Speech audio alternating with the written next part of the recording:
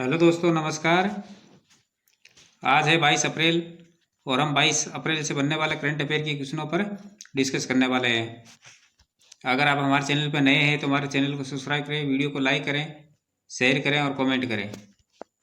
चलिए, आज का पहला क्वेश्चन है कि हाल ही में किस पर्वतारोही को प्रतिष्ठित शिव छत्रपति राज्य खेल पुरस्कार से सम्मानित किया गया है? किस पर्वतारोही को प्रतिष्ठित शिव छत्रपति राज्य खेल पुरस्कार से सम्मानित किया गया है?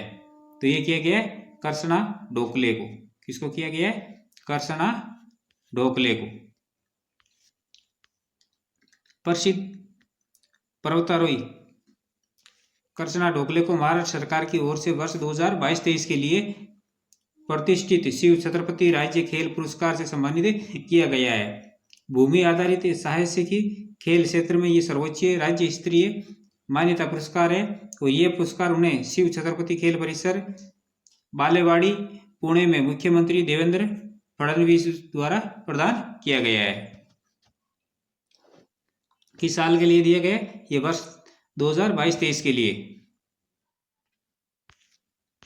नेक्स्ट क्वेश्चन है कि हाल ही में 21 अप्रैल से 8 मई 2025 तक बहुराष्ट्रीय हवाई युद्ध अभ्यास डेजर्ट फ्लैग 10 कहाँ आयोजित किया जा रहा है? तो ये कहाँ आयोजित किया जा रहा है? ये अल दफरा एयरबेस यूएई, अल दफरा एयरबेस यूएई के अंदर। भारतीय वायुसेना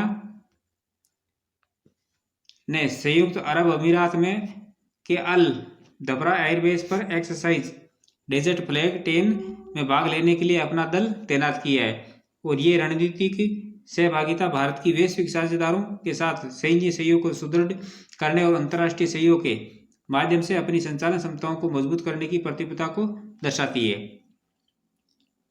भारतीय वायुसेना ने इस अभ्यास में अपने युद्ध में सिद्ध विमानों को शामिल किया, जिनमें बहुप्रकारीय मिग 29 लड़ाकू विमान और जगुआर स्ट्राइक एयरक्राफ्ट भी शामिल किए गए हैं। नेक्स्ट क्वेश्चन है कि हाल ही में महाराष्ट्र सरकार ने किस झील को संरक्षण रिजर्व घोषित किया है? महाराष्ट्र सरकार ने किस झील को संरक्षण रिजर्व घोषित किया है? तो ये किया है डीपीएस फ्लेमिंगो झील को। किसको किया है? डीपीएस फ्लेमिंगो झील। महाराष्ट्र राज्य वन्यजीव बोर्ड ने आधिकारिक रूप से डीपीएस फ्लेमिंगो झील को संरक्षण आरक्षित क्षेत्र घोषित कर दिया है। ये ऐतिहासिक निर्णय पहली बार है जब ठाणे क्रीक फ्लेमिंगो अभ्यारण्य से जुड़ी किसी भी आर्द्र भूमि को औपचारिक संरक्षण का दर्जा मिला है। ये पहली बार दिया गया है। और नवी मुंबई की नाजुक आर्द्र भूमि परिस्थितिकी तंत्र को संरक्षित करने की दिशा में ये एक महत्वपूर्ण प्रगति हुई है और ये निर्णय उच्च स्तरीय बोर्ड बैठक में लिया गया और जिसकी अध्यक्षता मुख्यमंत्री देवेंद्र फडणवीस ने की है, जो कि तेजी से हो रहे शहरी विकास के बीच राज्य सरकार की पर्यावरण संरक्षण के प्रति प्रतिबद्धता को दर्शाती है।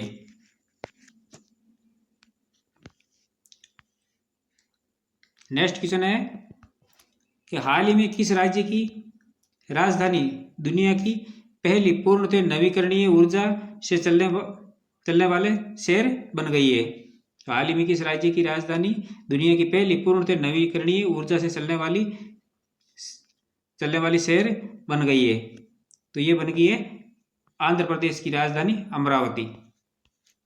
आंध्र प्रदेश की राजधानी Amravati.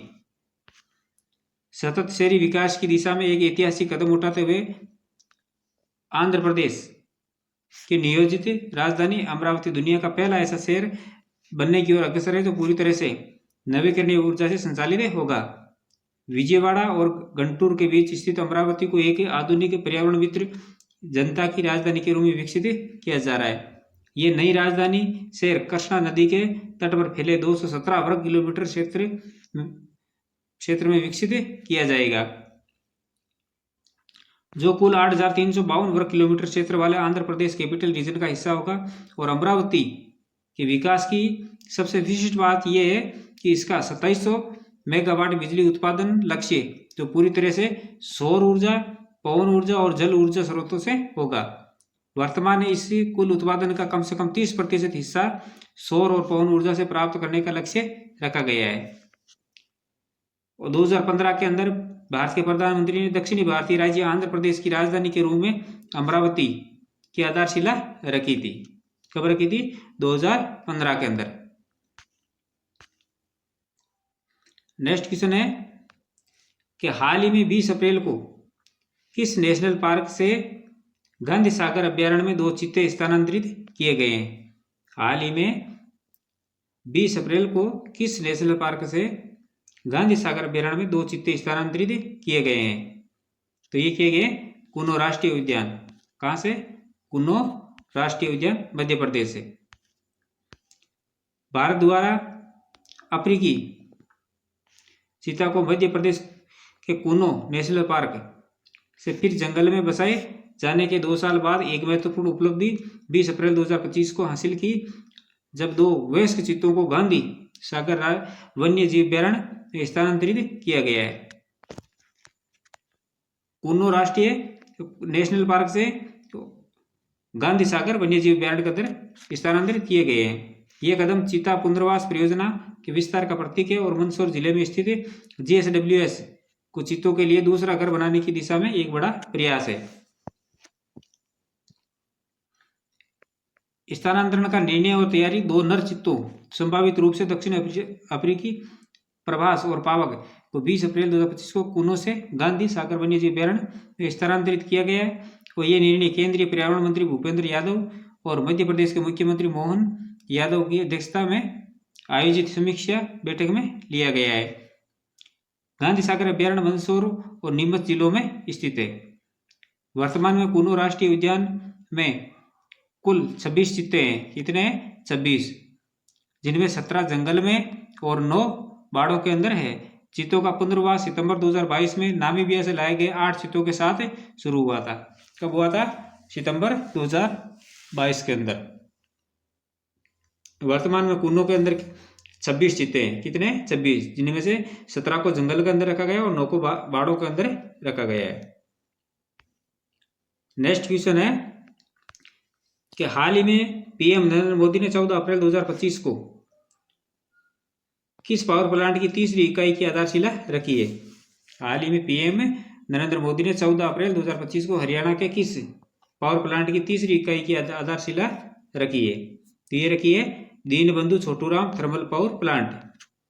Deenbandhu Chhoturam thermal power plant की। प्रधानमंत्री नरेंद्र मोदी ने 14 अप्रैल 2025 को हरियाणा के यमुना नगर में 800 मेगावाट के Deenbandhu Chhotu Ram thermal power plant की तीसरी इकाई की आधारशिला रखी है। प्रधानमंत्री ने यमुना नगर में 800 मेगावाट की ultra super critical thermal unit की आधारशिला रखी है। नया थर्मल पावर प्लांट 2 गुना या 300 megawatt Dinbandhu Chhoturam thermal power plant के साथ बनाया जाएगा और नया ताप विद्युत संयंत्र बिजली उत्पादन के लिए कोयले का उपयोग करेगा और इसका निर्माण हरियाणा विद्युत उत्पादन निगम लिमिटेड द्वारा किया जाएगा। इसका निर्माण किसके द्वारा किया जाएगा? हरियाणा विद्युत उत्पादन निगम लिमिटेड के द्वारा, जो कि हरियाणा सरकार का स्वामित्व है। Ultra super critical thermal power plant को प्रति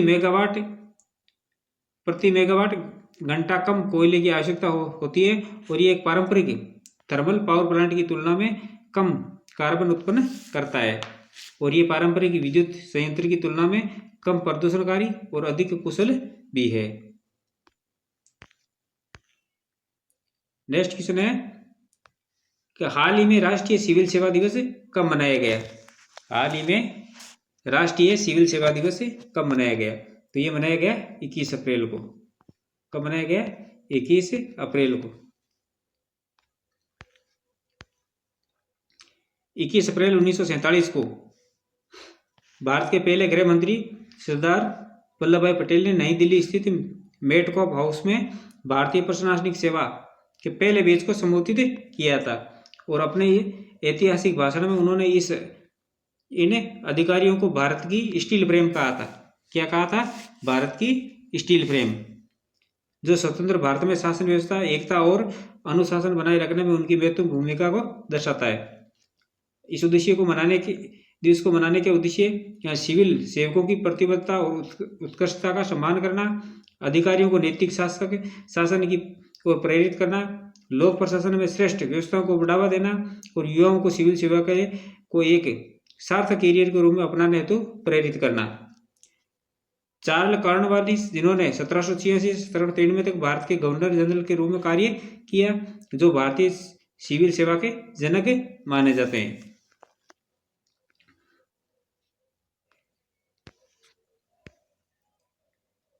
प्रीवियसली क्वेश्चनों का रिवीजन कर लेते हैं कि हाल ही में यूनेस्को द्वारा भारत के 2 धार्मिक ग्रंथों श्रीमद् भागवत गीता व भरतमुनि को memory of the world register में शामिल किया गया है।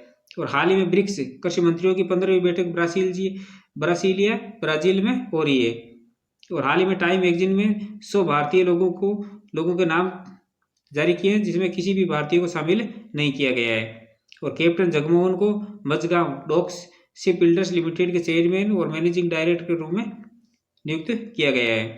और भारत सरकार ने इंटरनेशनल बिग कैट अलायंस संस्था का मुख्यालय को भारत में स्थापित करने की आधिकारिक घोषणा की है। और हाल ही में एसबीआई द्वारा नई दरों के साथ अमृत प्लस एफडी योजना को पुनर्जीवित किया गया है। और हाल ही में मूर्तिकार राम सुतार को महाराष्ट्र भूषण पुरस्कार से सम्मानित किया गया है। तो दोस्तों, ये थी हमारी आज की क्लास। ऐसे ही महत्वपूर्ण प्रश्नों के साथ कल फिर मिलेंगे। तब तक के लिए धन्यवाद।